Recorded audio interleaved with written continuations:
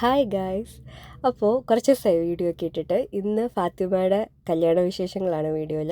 ഞങ്ങൾ 5 to 10 വരെ KPM higher secondary സ്കൂളാണ് പഠിച്ചത്. സ്കൂളിംഗ് ഒക്കെ കഴിഞ്ഞിട്ടാണെങ്കിലും ഞങ്ങളുടെ എന്നൊക്കെ വെച്ചാലൊരു ലോ മെയിൻ്റനൻസ് ഫ്രണ്ട്ഷിപ്പാണ്. ഡെയിലി വിളിക്കാറില്ല, വല്ലപ്പോഴൊക്കെ ഇങ്ങനത്തെ ഫങ്ഷൻസൊക്കെ വരുമ്പോഴായിരിക്കും ഞങ്ങളെല്ലാവരും കാണുന്നത്.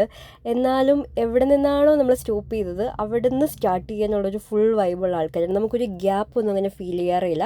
ആൻഡ് ഗ്രൂപ്പിലെ മെയിൻ വള്ളിയാണ് ഈ ഇരിക്കുന്നത്. ലേറ്റ് ആവും എന്നൊക്കെ പറഞ്ഞിട്ട് ഹെൽമെറ്റൊന്നും ഇല്ലാതെ പറന്നടിച്ച് ആൾ കറക്റ്റ് ടൈമിൽ തന്നെ എത്തിയിട്ടുണ്ട്. ഞങ്ങൾ അവിടെ നിന്ന് നേരെ ഓഡിറ്റോറിയത്തിലെത്തി. ഭയങ്കര വെയിലും ചൂടും ഒക്കെ ആയിരുന്നു, അൺസഹിക്കബിൾ ചൂടായിരുന്നു. അതിൻ്റെ വെയിലും തട്ടാതെ നമ്മൾ വണ്ടി അവിടെ ഇവിടെയൊക്കെ ആയിട്ട് പാർക്ക് ചെയ്തു. ഫാത്തിമ ആൻഡ് നിഷാദ് രണ്ടുപേരുടെയും ലവ് അങ്ങനെ സക്സസ് ആയിരിക്കുകയാണ്. ഞങ്ങൾക്ക് എല്ലാവർക്കും ഒത്തിരി സന്തോഷമുണ്ട് അതിൽ.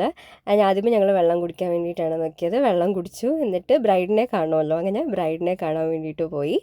നല്ല ഭംഗിയുണ്ടായിരുന്നു അവളെ കാണാൻ വേണ്ടിയിട്ട്. ഔട്ട്ഫിറ്റ് ആണെങ്കിലും ഓർണമെൻറ്റ്സ് ആണെങ്കിലും ഒക്കെ നല്ലവണ്ണം സ്യൂട്ടാവുണ്ടായിരുന്നു.